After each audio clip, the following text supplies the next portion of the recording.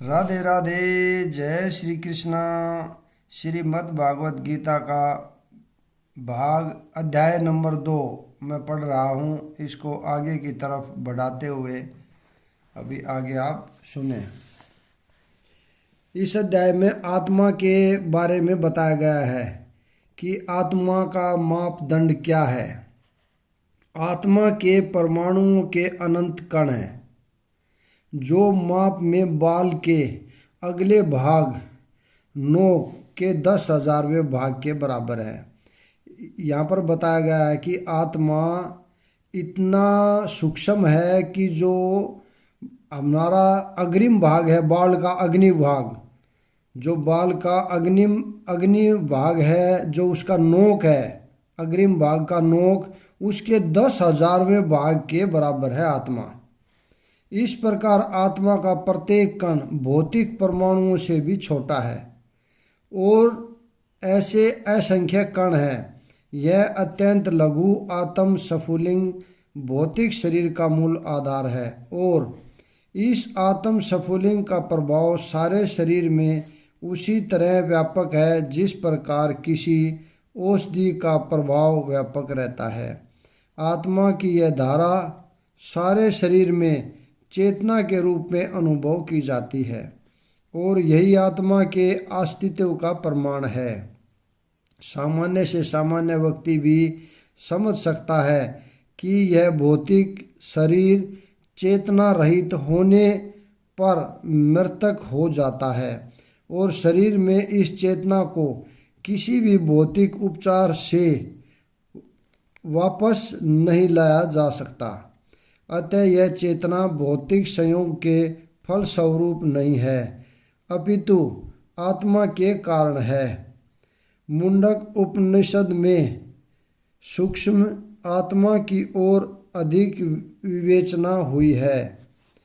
आत्मा आकार में अणु तुल्य है जिसे पूर्ण बुद्धि के द्वारा जाना जा सकता है। यह अणु आत्मा 5 प्रकार के प्राणों में तैर रहा है। क्या बताया गया है? जो आत्मा है यह 5 प्रकार के प्राणों में तैर रहा है, जैसे प्राण, अपान, व्यान, समान तथा उद्धान। यह हृदय के भीतर स्थित है और देहधारी जीव के पूरे शरीर में अपने प्रभाव का विस्तार करता है। जब आत्मा को 5 वायुओं के कलमश से शुद्ध कर लिया जाता है तो इसका आध्यात्मिक प्रभाव प्रकट होता है। हठ योग का प्रयोजन विविध आसनों द्वारा उन 5 प्रकार के प्राणों को नियंत्रित करना है जो आत्मा को घेरे हुए हैं। यह योग किसी भौतिक लाभ के लिए नहीं अपितु भौतिक आकाश के बंधन से अणु आत्मा की मुक्ति के लिए किया जाता है। इस प्रकार अणु आत्मा को सारे वैदिक साहित्य ने स्वीकारा है और प्रत्येक बुद्धिमान व्यक्ति अपने व्यवहारिक अनुभव से इसका प्रत्यक्ष अनुभव करता है। केवल मूर्ख व्यक्ति ही इस अणु आत्मा को सर्वव्यापी विष्णु तत्व के रूप में सोच सकता है। अणु आत्मा का प्रभाव पूरे शरीर में व्यापक हो सकता है।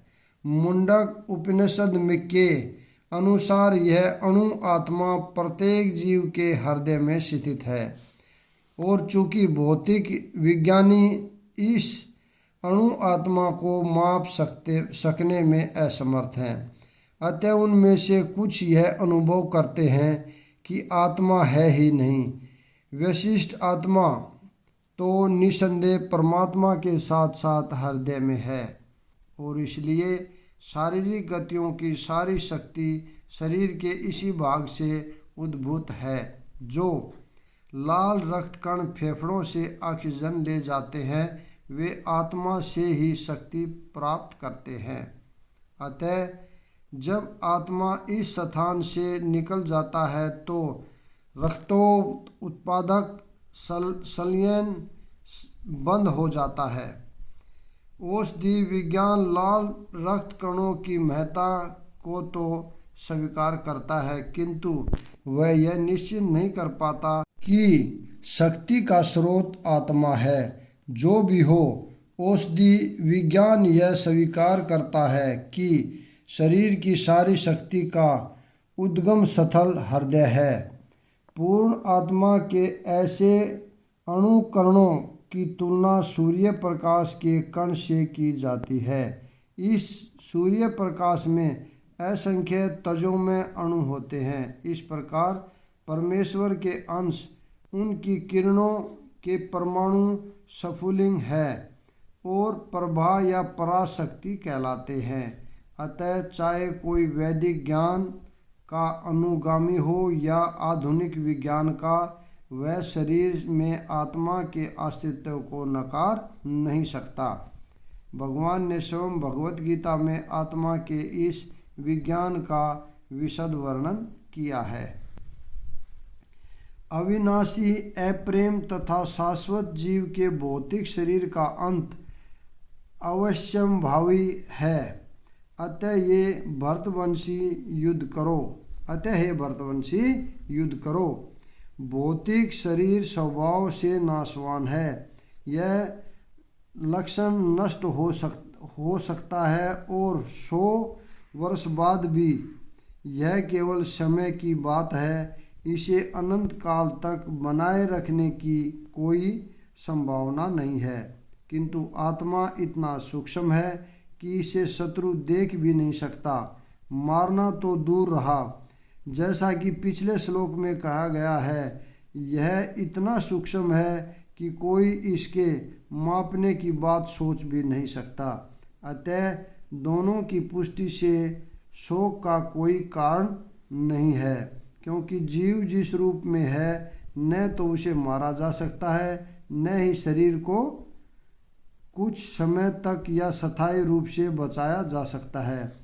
पूर्ण आत्मा के सूक्ष्म कण अपने कर्म के अनुसार ही यह शरीर धारण करते हैं। अतः धार्मिक नियमों का पालन करना चाहिए। वेदांत सूत्र में जीव को प्रकाश बताया गया है, क्योंकि वह परम प्रकाश का अंश है। जिस प्रकार सूर्य का प्रकाश सारे ब्रह्मांड का पोषण करता है, उसी प्रकार आत्मा के प्रकाश से इस भौतिक देह का पोषण होता है। जैसे ही आत्मा इस भौतिक शरीर से बाहर निकल जाता है, शरीर सड़ने लगता है। अतः आत्मा ही शरीर का पोषण है। शरीर अपने आप में महत्वहीन है। इसलिए अर्जुन को उपदेश दिया गया है कि वह युद्ध करे और भौतिक शारीरिक कारणों से धर्म की बलि न होने दे। जो इस जीवात्मा को मारने वाला समझता है तथा जो इसे मरा हुआ समझता है, वे दोनों ही अज्ञानी है, क्योंकि आत्मा न तो मारता है और न ही मारा जाता है। जब देहधारी जीव को किसी घातक हथियार से आघात पहुंचाया जाता है, तो यह समझ लेना चाहिए कि शरीर के भीतर का जीवात्मा मरा नहीं। आत्मा इतना सूक्ष्म है कि इसे किसी तरह के भौतिक हथियार से मार पाना असंभव है। जैसा कि अगले श्लोकों से स्पष्ट हो जाएगा, न ही जीवात्मा अपने आध्यात्मिक स्वरूप के कारण वैद्य है, जिसे मारा जाता है या जिसे मरा हुआ समझा जाता है। वह केवल शरीर होता है, किंतु इसका तात्पर्य शरीर के वध को प्रोत्साहित करना नहीं है। वैदिक आदेश है, मां हिंस्यात् सर्वभूतानि, किसी भी जीव की हिंसा न करो। न ही जीवात्मा अवैध है का अर्थ यह है कि पशु हिंसा को प्रोत्साहन दिया जाए। किसी भी जीव के शरीर की अनधिकार हत्या करना निंदनीय है और राज्य तथा भगवत विधान के द्वारा दंडनीय है। किंतु अर्जुन को तो धर्म के नियमानुसार मारने के लिए नियुक्त किया जा रहा था, किसी पागलपन वंश नहीं। आत्मा के लिए किसी भी काल में न तो जन्म है न मृत्यु, वह न तो कभी जन्मा है न जन्म लेता है और न जन्म लेगा। वह अनजमा, नित्य, शाश्वत तथा पुरातन है। शरीर के मारे जाने पर वह मारा नहीं जाता। गुणात्मक दृष्टि से परमात्मा का अणु अंश परम से अभिन्न है। वह शरीर की भांति विकारी नहीं है। कभी भी आत्मा को स्थायी या कूटस्थ कहा जाता है। शरीर में 6 प्रकार के रूपांतर होते हैं। वह माता के गर्भ से जन्म लेता है, कुछ काल तक रहता है, बढ़ता है, कुछ परिणाम उत्पन्न करता है, धीरे धीरे क्षीण होता है और अंत में समाप्त हो जाता है। किंतु आत्मा में ऐसे परिवर्तन नहीं होते। आत्मा अनजमा है। चूंकि वह भौतिक शरीर धारण करता है, अतः शरीर जन्म लेता है। आत्मा न तो जन्म लेता है न मरता है। जिसका जन्म होता है उसकी मृत्यु भी होती है। और चूंकि आत्मा जन्म नहीं लेता, अतः उसका न तो भूत है न वर्तमान न भविष्य, और वह नित्य, शाश्वत तथा सनातन है। अर्थात उसके जन्म लेने का कोई इतिहास नहीं है। इस शरीर के प्रभाव में आकार आत्मा के जन्म मरण आदि का इतिहास खोजते हैं। आत्मा शरीर की तरह कभी भी व्यर्थ नहीं होता। अतः यथाकथित व्यर्थ पुरुष भी अपने में बाल्यकाल या युवावस्था जैसी अनुभूति पाता है। शरीर के परिवर्तनों का आत्मा पर कोई प्रभाव नहीं पड़ता। आत्मा वृक्ष या किसी अन्य भौतिक वस्तु की तरह क्षीण नहीं होता। आत्मा की कोई उपसृष्टि नहीं होती। शरीर की उपसृष्टि संतानें हैं और वे भी वैशिष्ट आत्माएं हैं, और शरीर के कारण वे किसी न किसी की संतानें प्रतीत होते हैं। शरीर की वृद्धि आत्मा की उपस्थिति के कारण होती है, किंतु आत्मा के न तो कोई उपवृद्धि है न ही उसमें कोई परिवर्तन होता है। अतः आत्मा शरीर के 6 प्रकार के परिवर्तन से मुक्त है। इस श्लोक का अर्थ तथा तात्पर्य भगवत गीता के श्लोक जैसा ही है, किंतु इस श्लोक में एक विशिष्ट शब्द विपसित का प्रयोग हुआ है, जिसका अर्थ है विद्वान या ज्ञान में। आत्मा ज्ञान से या चेतना से सदैव पूर्ण रहता है। अतः चेतना ही आत्मा का लक्षण है।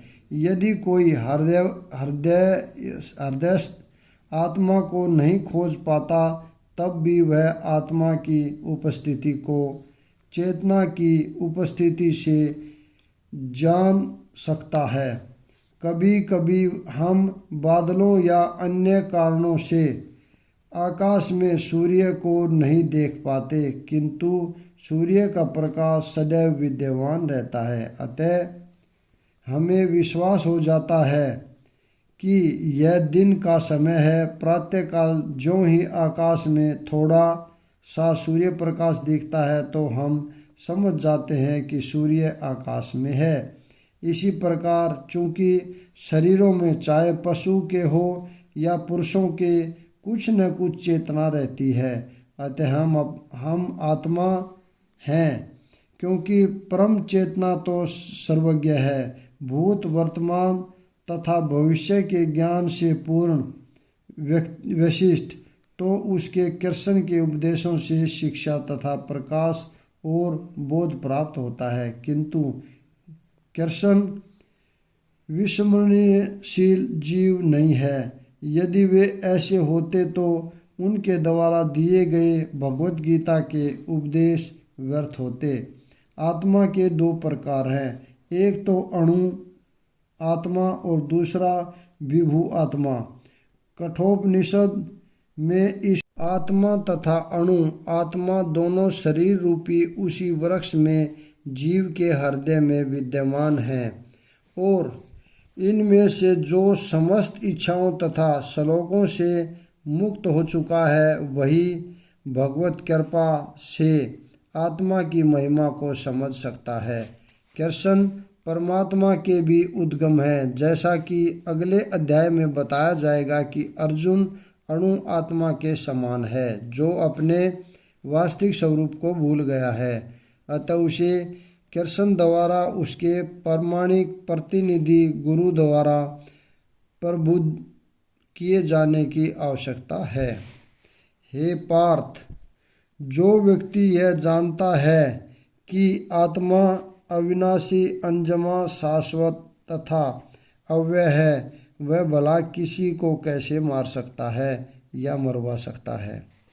प्रत्येक वस्तु की समुचित उपयोगिता होती है और जो ज्ञानी होता है वह जानता है कि किसी वस्तु का कहाँ और कैसे प्रयोग किया जाए। इस प्रकार हिंसा को भी अपनी उपयोगिता है और इसका उपयोग इसे जानने वाले पर निर्भर करता है। यद्यपि हत्या करने वाले व्यक्ति को न्याय संहिता के अनुसार प्राण दंड दिया जाता है, किंतु न्यायाधीश को दोषी नहीं ठहराया जा सकता है, क्योंकि वह न्याय संहिता के अनुसार ही दूसरे व्यक्ति पर हिंसा किए जाने का आदेश देता है। मनुष्यों के विधि ग्रंथ मनु संहिता में इसका समर्थन किया गया है कि हत्यारे को प्राण दंड देना चाहिए, जिससे उसे अगले जीवन में अपना पाप कर्म भोगना न पड़े। अतः राजा द्वारा हत्यारे को फांसी का दंड एक प्रकार से लाभप्रद है। इसी प्रकार जब कृष्ण युद्ध करने का आदेश देते हैं तो यह समझना चाहिए कि यह हिंसा परम न्याय के लिए है और इस तरह अर्जुन को इस आदेश का पालन यह समझकर करना चाहिए कि कृष्ण के लिए किया गया युद्ध हिंसा नहीं है, क्योंकि मनुष्य या दूसरे शब्दों में आत्मा को मारा नहीं जा सकता। अतः न्याय के हेतु तथाकथित हिंसा की अनुमति नहीं है। शल्य क्रिया का प्रयोजन रोगी को मारना नहीं अपितु उसको स्वस्थ बनाना है। अतः कृष्ण के आदेश पर अर्जुन द्वारा किया जाने वाला युद्ध पूरे ज्ञान के साथ हो रहा है, उसे पाप फल की संभावना नहीं है। जिस प्रकार मनुष्य पुराने वस्त्रों को त्याग कर नए वस्त्र धारण करता है, उसी प्रकार आत्मा पुराने तथा व्यर्थ के शरीरों को त्याग कर नवीन भौतिक शरीर धारण करता है। अणु आत्मा द्वारा शरीर का परिवर्तन एक स्वीकृत तथ्य है। आधुनिक विज्ञानी जन तक जो आत्मा के अस्तित्व पर विश्वास नहीं करते, वह साथ ही हृदय से शक्ति साधन की व्याख्या भी नहीं कर पाते। उन परिवर्तनों को स्वीकार करने को बाध्य हैं जो बाल्यकाल से कौमारी अवस्था और फिर तरुणावस्था तक वृद्धावस्था में होते रहते हैं। वृद्धावस्था से यही परिवर्तन दूसरे शरीर में यथानांतरित हो जाता है।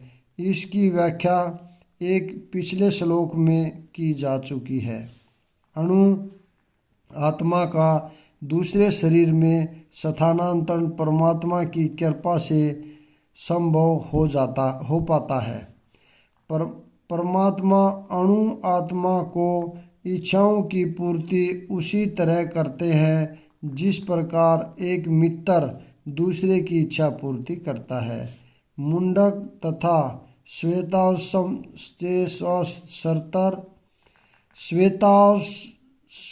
श्वेता सवत्तर उपनिषदों में आत्मा तथा परमात्मा की उपमा दो मित्र पक्षियों से की गई है जो एक ही वृक्ष पर बैठे हैं। इनमें से एक पक्षी अणु आत्मा यानी वृक्ष के फल को खा रहा है और दूसरा पक्षी कृष्ण अपने मित्र को देख रहा है। यद्यपि दोनों पक्षी समान गुण वाले हैं, किंतु इनमें से एक भौतिक वृक्ष के फलों पर मोहित है, किंतु दूसरा अपने मित्र के कार्यकलापों का साक्षी मात्र है। कृष्ण साक्षी पक्षी है और अर्जुन फल भोक्ता पक्षी। यद्यपि दोनों मित्र हैं, किंतु फिर भी एक स्वामी है और दूसरा सेवक है। अणु आत्मा द्वारा इस संबंध की विस्मृति ही उसके एक वृक्ष से दूसरे पर जाने या एक शरीर से दूसरे में जाने का कारण है। जीव आत्मा प्राकृत शरीर रूपी वृक्ष पर अत्यधिक संग्रहशील है, किंतु जो ही वह दूसरे पक्षी को परम गुरु के रूप में स्वीकार करता है, जिस प्रकार अर्जुन कृष्ण का उपदेश ग्रहण करने के लिए स्वेच्छा से उनकी शरण में जाता है, त्यों ही परतंत्र पक्षी तुरंत सारे शोकों से विमुक्त हो जाता है। मुंडक उपनिषद तथा श्वेता सवत्तर उपनिषद समान रूप से इसकी पुष्टि करते हैं। यद्यपि दोनों पक्षी एक ही वृक्ष पर बैठे हैं, किंतु फल खाने वाला पक्षी वृक्ष के फल के भोक्ता रूप में चिंता तथा विषाद में निमग्न है। यदि किसी तरह वह अपने मित्र भगवान की ओर सन्मुख होता है और उनकी महिमा को जान लेता है, तो वह कष्ट भोगने वाला पक्षी तुरंत समस्त चिंताओं से मुक्त हो जाता है। अब अर्जुन ने अपना मुख अपने शाश्वत मित्र कृष्ण की ओर फेरा है और उनसे भगवत गीता इस प्रकार वह कृष्ण से श्रवण करके भगवान की परम महिमा को समझकर शोक से मुक्त हो सकता है। यहाँ भगवान ने अर्जुन को उपदेश दिया है कि वह अपने पितामह तथा गुरु के देहांतरण पर शोक प्रकट न करे, अपितु उसे इस धर्मयुद्ध में उनके शरीरों का वध करने में प्रसन्न होना चाहिए, जिससे वे सब विभिन्न शारीरिक कर्म फलों से तुरंत मुक्त हो जाएं। बलि वेदी पर या धर्मयुद्ध में प्राणों को अर्पित करने वाला व्यक्ति तुरंत शारीरिक पापों से मुक्त हो जाता है और उच्च लोक को प्राप्त होता है। अतः अर्जुन का शोक करना युक्ति संगत नहीं है। यह आत्मा न तो कभी किसी शस्त्र द्वारा खंड खंड किया जा सकता है, न अग्नि द्वारा जलाया जा सकता है, न जल द्वारा भिगोया या वायु द्वारा सुखाया जा सकता है। सारे हथियार, तलवार, आग्नेयास्त्र, वर्षा के अस्त्र, चक्रवात आदि आत्मा को मारने में असमर्थ हैं। ऐसा प्रतीत होता है कि आधुनिक आग्नेयास्त्रों के अतिरिक्त मिट्टी, जल, वायु, अग्नि आदि के भी अनेक प्रकार के हथियार होते हैं। यहाँ तक कि आधुनिक युग के नाभिकीय हथियारों की गणना भी आग्नेयास्त्रों से की जाती है, किंतु पूर्व काल में विभिन्न पार्थिव तत्वों से बने हुए हथियार होते थे। आग्नेयास्त्रों का सामना जल से हथियारों से किया जाता था, जो आधुनिक विज्ञान के लिए आघात है। आधुनिक विज्ञान को चक्रवात हथियारों का भी पता नहीं है। जो भी हो, आत्मा को न तो कभी खंड खंड किया जा सकता है, न किन्हीं वैज्ञानिक हथियारों से उसका संहार किया जा सकता है, चाहे उनकी व्याख्या कितनी भी क्यों न हो। मायावादी इसकी व्याख्या नहीं कर सकते कि जीव किस प्रकार अपने आघात के कारण उत्पन्न हुआ और तत्पश्चात माया की शक्ति से आवर्त हो गया। न ही आदि परमात्मा से जीवों को विलग कर पाना संभव था। प्रयुक्त सारे जीव परमात्मा से विलग हुए अंश हैं, चूँकि वे सनातन अणु आत्मा हैं। अतः माया द्वारा आवर्त होने की उनकी प्रवृत्ति स्वाभाविक है और इस तरह वे भगवान की संगति से पृथक हो जाते हैं। जिस प्रकार अग्नि के स्फुलिंग अग्नि से विलग होते ही बुझ जाते हैं, यद्यपि इन दोनों के गुण समान होते हैं। वराह पुराण में जीवों को आत्मा का मित्र अंश कहा गया है।